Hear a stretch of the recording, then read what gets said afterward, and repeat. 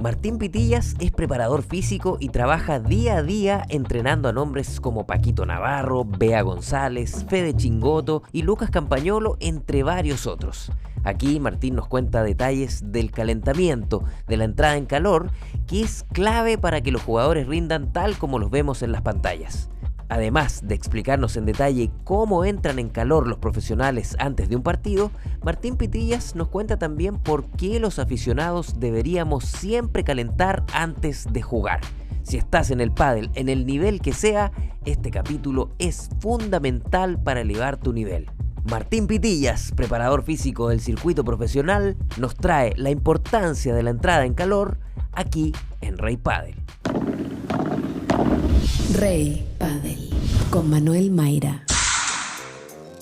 Martín Pitillas, bienvenido a Rey Pádel, ¿cómo estás? Hola Manu, muchas gracias a ti por poder estar contigo, es un placer. Nada, aquí estoy para lo que necesites. Bueno, pregunta básica para empezar esta conversa del calentamiento, de la entrada en calor. ¿Por qué es importante entrar en calor, Martín, para el pádel? Pues mira, muy sencillo, es muy importante, no solo para profesionales, sino para amateurs, por el sencillo motivo de que tu cuerpo tiene que prepararse para en minutos o en el tiempo que dispongas, a poder ser cuanto más mejor, ponerse a tope a recepcionar bolas de un rival que lo que te quiere es mover por toda la pista y si puede ser tirarte al suelo para ganarte el punto.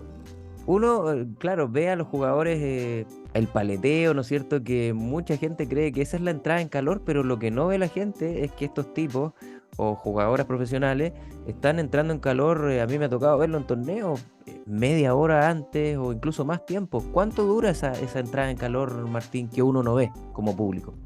Sí, el peloteo que dices está bien y es fantástico, pero antes hay un trabajo largo previo, antes de meterse en la pista, aunque sea hacer un peloteo suave, para poder minimizar los daños o los riesgos de cualquier lesión en la cancha. Te cuento un poco cómo es un calentamiento conmigo, si te parece, de mis Perfecto, jugadores profesionales. buenísimo. Pues si tienen algún tipo de lesión o alguna molestia más grave de lo normal, que esperemos que no y en principio no, irían al fisio previamente para movilizar o inmovilizar la zona, ya sea con vendaja o con lo que sea. Luego empezamos conmigo con, muchas veces incluyo pues el rolo, por ejemplo, de liberación miofascial, lo que se conoce como foam roller, para, pues eso, para preparar los tejidos, ya sea del tren inferior o del tren superior. Eso primero, muy suave, en unos 5 minutitos los dejo libres para que se vayan mimetizando ya con el momento, ya se vayan concentrando. Primera toma en contacto en tensión de los músculos y arrancamos. Luego hacemos durante 6 minutos un trabajito de movilidad en el suelo, movilidad de cadera, bien, y movilidad tanto de tren superior, dándole prioridad al brazo dominante de cada jugador. Una vez terminamos con el foam roller y la movilidad en el suelo, pasamos a un trabajito de core, un calentamiento de la zona del núcleo, ¿sí? Trabajito de abdomen de toda la vida, suave, también entre 3 y 5 minutillos. Y luego ya nos vamos a movimientos más específicos con gomas, con elástico, tanto del núcleo, pero ya con un implemento de por medio que es un elástico, como de tren superior de su brazo hábil para entrar en calor ya sea la muñeca, el codo, el hombro del jugador. Una vez tenemos eso listo y con una buena hidratación por el medio, unos buenos descansos, o bien en bici hacemos una primera parte de unos 5 minutitos de rodaje para ya subir pulsaciones y activarnos, o bien con un trotecillo de también de lo mismo, 5 minutos. Una vez terminamos el trote de los 5 minutos, hacemos una técnica de carrera, la típica de movilidad ya de tren superior, de piernas, ya desplazamientos y tal. Tipo Y en skipping, última dice. instancia, tipo skipping, justo, tipo skipping, talones al glúteos, desplazamiento lateral, es lo que va a hacer en una pista, pero muy suavito, muy controlado. Y luego ya por último, los desplazamientos más exigentes de cómo sería un movimiento real en pista, pues lo que sea, gestos de defensa, gestos de derecha a revés, gestos de volea a bandeja, en bloques de entre 2 y 4 gestos, cortito en tiempo, pero rápido en movimiento. La técnica de carrera haríamos unos 6 minutitos, el trote más luego técnica de carrera 6 minutitos aproximadamente. Y en cuanto a gestos, en cuanto luego pues, al tema de gestos ya más específicos de pista, pues eso, de gestos de defensa, gestos de derecha a revés, gestos de volea y bandeja, haríamos 4 gestitos, 10 segundos por trabajo, más o menos, descansando entre 10 y 20 segundos. Seguimos con una buena hidratación y luego ya nos meteríamos en cancha, listos para pelotear. ¿Cuánto duraría todo este proceso de entrada en calor, Martín, aproximadamente? Sin contar el tiempo de bola en pista, para hacerlo con calma y bien, yo cuento siempre y los cito siempre con 40 minutos de antelación. ¿Esto lo hacen todos los profesionales antes de un partido? No hay partido donde no pasen por un calentamiento, ¿no? Y yo creo que nunca he visto uno que no haya hecho una entrada en calor estricta como esta, de los profesionales, ¿eh? ¿Hay diferencia entre hombre y mujer? No, es exactamente igual para los dos. La única diferencia que podría haber es si lo que te digo, si tienes algún jugador que tiene alguna molestia o jugadora, bueno, principalmente que tenga molestias.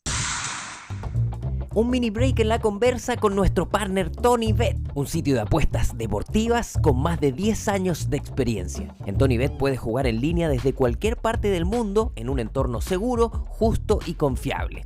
Sigue el Instagram @TonyBet_CL y juega responsablemente en TonyBet.com, porque los mejores deportes están en TonyBet. En el último tiempo se ha visto más este tipo de casos con jugadores con molestias que seguramente vienen de mucha carga de torneos, ¿no? Sí, este año creo que de los últimos años es el que más lesiones está viendo, ya sea por el volumen que hay, por el poco tiempo, el volumen de torneos y por el poco tiempo que hay de recuperación entre un torneo y otro. Es que apenas hay tiempo y aunque estés muy preparado, nunca estás libre de lesionarte. Cuando están ahí trabajando en un torneo contigo, en esta entrada en calor, a veces las zonas de trabajo para hacer este calentamiento es la misma zona donde están los rivales. ¿Pasa eso, por ejemplo, Martín? Sí, muchas veces sí. Pero bueno, como comparten tanto tiempo juntos, tampoco le dan mucha importancia. Y de todas formas, cada uno está muy metido en el partido y muy a lo que le toca, concentrado. Te diría que ni se dan cuenta de que tienen al rival al lado. Y me imagino que cada uno se lo toma con distinta actitud. Yo he visto algunos con audífonos ensimismados, otros más conversando con los otros. ¿Cómo es ese ambiente más o menos, Martín? Sí, cada uno tiene su rutina y sus manías. Hay algunos que le gusta estar más centrado desde el principio y concentrarse ya desde minuto cero. Y hay otros que son más de estar más tranquilos, que tampoco se ponen nerviosos, que no tienen la necesidad de concentrarse con tanto tiempo y que están más de broma durante el tiempo de calentamiento, pero haciendo las cosas bien. ¿Cómo se maneja la espera? Que es un tema que a veces no tienen certezas del horario en que van a jugar porque el partido previo se alarga o a veces, no sé, está la lluvia y cosas climáticas que alteran todo esto y que es un problema para ti que tienes que dejarlos Sí. activos justo antes de jugar. Sí, eso quizás sea lo más complicado, te diría, del calentamiento en competición. Depende del tiempo, de la demora que haya. Si ya empezaste a calentar o lo mantienes constantemente en temperatura para que no se enfríe de todo y no tal, o si se pone a llover y sabes que no vas a empezar hasta dentro de 1 hora y media por lo menos, pues dejarías esa media horita de pausa y luego ponerlo en marcha. Pero como normalmente es por tema de partidos anteriores y tienes que estar pendiente, pues vas empezando poquito a poco y lo vas intentando mantener en temperatura para hacer el toque final cuando toca. Hay casos, por ejemplo, Martín, que te dicen, mira, Martín, yo prefiero hacer un calentamiento quizás más intenso, pero un poquito más corto, o se puede ahí negociar un poquito con el jugador de acuerdo a sus preferencias. Sí, sí que hay casos y muchos. Y bueno, y hay jugadores que rinden mejor con un tipo de calentamiento que con otro. Yo lo que siempre hago y lo que no permito es que entren fríos. Tienen que entrar en la pista siempre bien preparados para competir y para lo peor, para que el primer punto sea el punto más largo, el punto más exigente y el punto final del partido. Pero sí que es verdad que dentro de ese punto de calentamiento, de ese punto bueno, hay jugadores que prefieren entrar más pasados, o sea, más rodados, y jugadores que menos, pero siempre listos para competir y sin riesgo de lesionarse. La elongación también es importante, pero también es distinta la elongación previa a competir que la elongación posterior a competir, Martín. Sí, con la elongación te refieres a los estiramientos, ¿no? A Normales. estiramiento, exacto. Sí. No soy muy fan de los estiramientos, por así decirlo. Utilizo otras estrategias, pero sí son distintos, tanto al principio como al final del partido. Y también los utilizo mucho. Cuando los utilizo, es muy por sensaciones del deportista. Si al deportista le hace sentirse bien un estiramiento al acabar el partido y no antes del fisio, es decir, hay deportistas que dicen, mira, yo al acabar el partido prefiero tirarme a estirar aquí estático, tranquilamente, un ratito yo a mi aire, porque me relajo, bajo pulsaciones y luego al día siguiente me siento mejor, ahí le dejo. Pero no se lo mando estrictamente, ponte a estirar ahora porque acabas de terminar, no. Con el trabajo en el fisio me conformo. No digo que esté mal, simplemente digo que lo dejo más a elección de las sensaciones del jugador. Bueno, eso se escucha mucho hoy día en el circuito, ¿no? Que el jugador va a pasar al fisio. Brevemente, ¿qué personaje es el fisio? Que no todo el mundo entiende bien de qué se trata esta pasada al fisio, este personaje que cada vez más escuchamos en el circuito.